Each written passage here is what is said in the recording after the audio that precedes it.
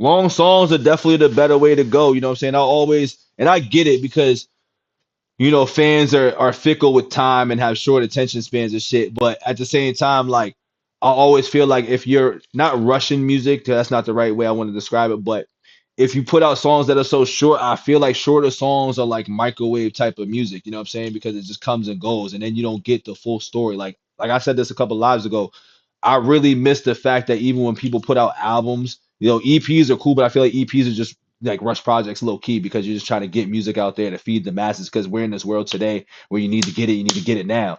You know what I'm saying? But if an artist was to break the mold and like really take their time and give you a solid project to sit on and make it feel like a storybook from the beginning to the end with a skit, with like solid records that go through 18 tracks, like 50 was saying, I think the maximum for a CD is usually like 18 tracks.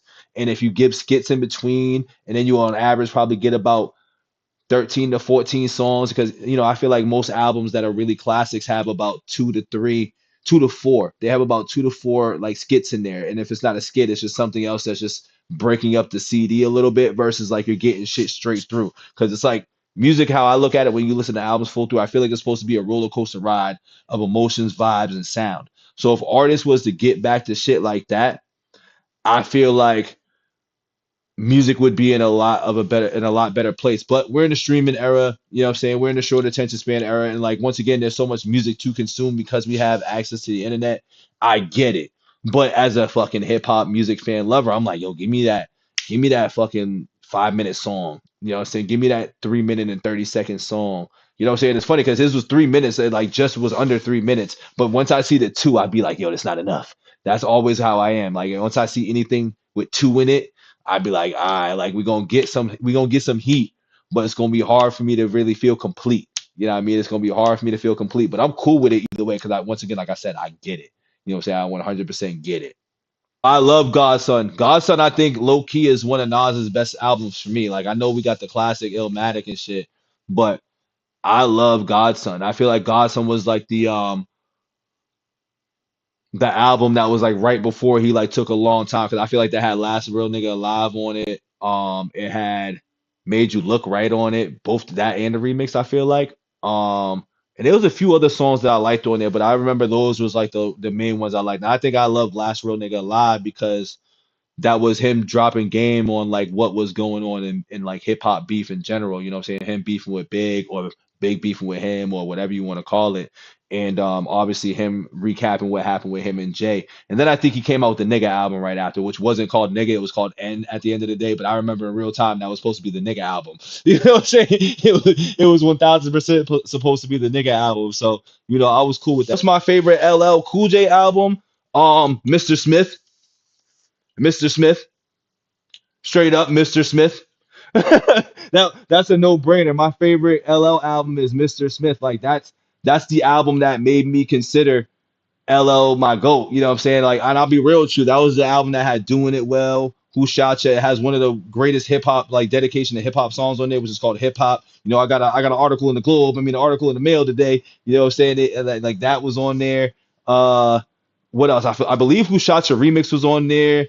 And I do like the Phenomenon. That wasn't on that obviously, but I think that was on the next CD or whatever. I did like that.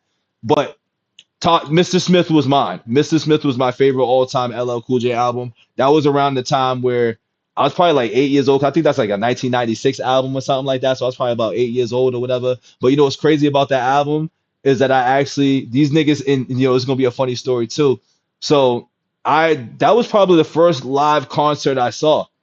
Um in real time. And guess who was there? And guess where I was at? I was at Riverside and LL Cool J and R. Kelly.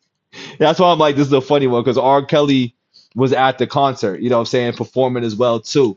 And but LL was putting on a raunchy ass show because the song Doing It and Doing It Well was on there. And I'm like, yo, how is this dude basically boning girl on the stage? Like he wasn't obviously really doing it, but like, Doing It Well is one of them sexual like songs. And he was really like getting down and grizzy with old girl on the stage. I remember this whole entire concert. That concert was a shit. And I don't, to this day, and I still have no idea how the fuck LL Cool J and R. Kelly were performing at Riverside. Like considering how they're superstars and legends today, and granted, R. Kelly is a piece of shit now, and he was a piece of shit then too, because that's obviously around the time he was like dating Aaliyah. But I'm 8 years old, so I don't have that knowledge like that. But it's kind of crazy that they was always performing, or they were performing at these like small venues like that, just to know how they are now, and especially LL was like almost a 10-year vet at that point too, if not longer. Because I think LL was 84, if I'm not mistaken, right? LL's debut was 84, was it 86? But either way, he was either a 10 to 12-year vet. R. Kelly was probably like fresh off I Believe I Can Fly. No, maybe not. Saying once again, I'm old dog, so I get like I'm an old nigga, old in the face ass nigga. But that was probably around like Space Jam times.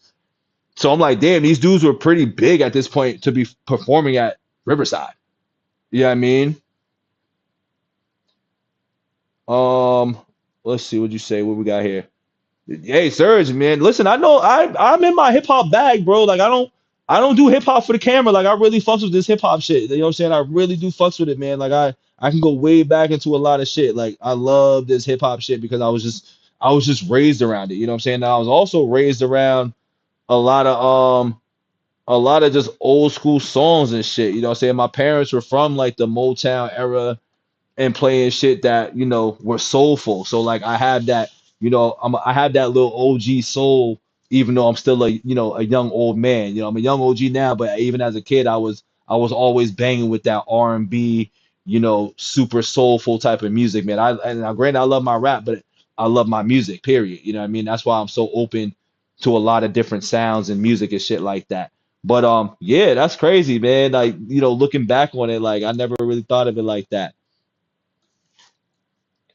LL's best hit apparently was a solo joint. Jamie Foxx. What you mean, E2? What you mean? Why do I keep looking at that when I can just look right here? Um, would you rate my goats out of five? I don't know how weird I am. Who are your goats?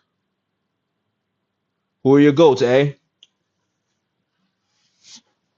Give me a goat list. Give me a goat list, and I'll give you an out of five.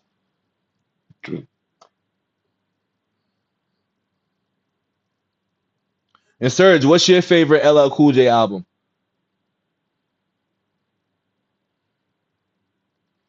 And there's a lot to choose from, but I think that Mr. Smith is like his best one. Obviously, Bad, I believe, is like the OG joint. I think that's up there. But okay, so Lil Wayne, you might hate me for Wayne, but I'll give Wayne like a three out of five. I'll give Ye a 2 out of 5. You know what I'm saying? I'm gonna give Ye a 2 out of 5 because I feel like Ye, he's so versatile and all over the place where like I feel like a lot of his back half of his stuff just doesn't hit the mark for me. But like I think my cutoff for Ye was 808s and Heartbreak. Anything before that, legendary shit. You know what I'm saying? Then he probably had a couple of things after that, but anything prior to that, I'm like legendary status, which would bump me to put him up to like a 3. You know what I'm saying? I'll probably put him up at 3, but then I'm just like, there's just so much bullshit that happened after that I'm just like, I have to say 2.53 range. You know what I'm saying? That's mainly because um Ye just be on some bullshit. Like ever since, President Bush don't like black people, he just went off the rail. Like maybe the last thing with the whole like Beyonce had the best album of all time and he did this shit, you know what I mean? Like that was probably when I was like, yo, Ye still he's cooked, but I'm like, all right, cool. But then he just went off the rails after that. But I'll give him like a 3.5, no, sorry, a 2.53 as far as a GOAT rating for that. Nas, 4. I'll give him a 4. You know what I'm saying? Nas is goated. Nas is 1000% goated. You know what I mean? My favorite album of Nas's is between Godson and Stillmatic. You know what I'm saying? I think I like Stillmatic a little more because that was like height of the J Nas beef, you know what I'm saying? So then I had one of the best diss tracks on it. So I'll probably have to put him up there in that regard for that. Biggie, 5. Wu-Tang, 5. Kid Cudi, Migos, and ASAP Rocky. I'm gonna lump them all together because I don't really listen to them. You know what I'm saying? I'm gonna lump them all together and say I don't know. I'm gonna leave a question mark on that. I don't listen to enough of their shit to rank them as anything. So would it be fair for me to just criticize or do anything? I don't listen to them. You know what I'm saying? I don't listen to those guys at all. I'm not gonna lie. Now, I feel like if I was to say who's better out of these guys, hmm, it all boils down who I listen to a little bit more. I probably listen to the Migos a little bit more. And this is before they like. got big with the raindrop, hot drop, da, ba, ba, ba, ba, ba. You know what I'm saying? Like I'm talking about when they was real street niggas and shit like that. Like that song, Real Street Niggas, is one of my favorite songs from them. And I feel like was Migos Move that dope with Future in them too? I could be mistaken, but I like that. And then I can't tell you, I don't think I know any Travis Scott songs because I don't listen to Travis Scott like that. Um, and ASAP Rocky, I just never really, you know what's funny about ASAP Rocky? I clicked up with some people back in the day that before ASAP got big, like they was dissing ASAP Rocky, and I played ASAP Rocky in like a music video. You know what I'm saying? Now that was like some local rapper shit, but I guess homie stole my man's sweatshirt. Like that was the premise of the whole thing. Like ASAP Rocky allegedly stole this dude's sweatshirt, so he never really fucked with him and shit. So like they basically made me not made me, but they made a music video where and it was creative as fuck. Like we was at their crib, like they did a whole little set thing, and I guess it was like him signing his soul to like the devil and shit like that. It was a crazy video, and I can't believe when I look back, I got clips of that shit somewhere too. And yeah, you know, I basically played ASAP Rocky. Let me see if I can find that video. As a matter of fact, let me see if I can find that. You know, let me see if I can find that shit. This shit's pretty funny. Hold on. Oh, okay, I see what you're saying, E2. Yeah, on the he punched him on the set of Any Given Sunday. Any Given Sunday. Yeah. Okay, so for you, you got KRS-One. KRS-One, a five-piece banger. Jay-Z, I'll give him a four. Eminem, my GOAT, five. Tupac, five. Biggie, five. Talib Kweli, four. Lupe, I'm starting to get into Lupe, and I'll give Lupe about a 3.5. But you know, I was introduced to Lupe with Kick Push. You know what I'm saying? And I like that song, but I never really like grew into Homie like that after the fact. You feel me? But I'll give him that. Kendrick Lamar, I'm a newfound fan of Kendrick, and after going back and listening to a lot of his projects, I'll give him about a four rating on Goat status. I'll give him a four rating on the Goat status. DMX, one of my first CDs that I ever bought was his Dark as Hell is Hot. Him and Master P were one of the first albums that I bought with a parental advisory sticker. Like I've done a lot of interviews with a lot of artists on this channel where I asked that question, like, what's your first CD that you ever bought that got you into rap? And I always put that out there. So he's a five, and all his CDs are fire. Um, Let's see who else you had. Guru. I never listened to too much Guru like that, but I respect Guru. I respect what he's done for the game and his craft and shit. But like, he was one of those people I definitely didn't listen to like that growing up. Um, let's see. Yeah, now he's married to Rihanna, a billionaire, got mad kids and shit. So it's funny looking back. But we're gonna play this video right now because I found it. I found it. So we're gonna get into this real quick. We're gonna take a brief pause.